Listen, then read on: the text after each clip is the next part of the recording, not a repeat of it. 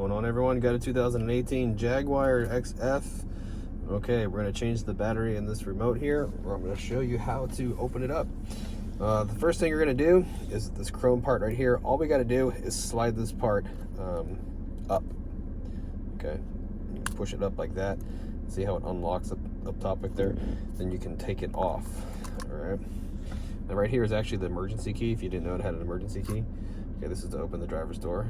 Okay, we don't really need to take it out, but if you look down here at the bottom, there is a slot right here that we're going to use a flathead screwdriver, and we're going to pry on it, and it's going to open the remote up. It's super easy. All right.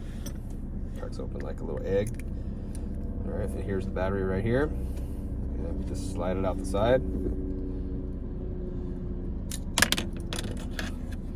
And I'll show you what size the battery is. The battery size is going to be a CR2032 battery with the positive sign facing out towards us. It just slides back in here, just like this, okay? Now, if you need a battery, check the description box. There's a link for Amazon.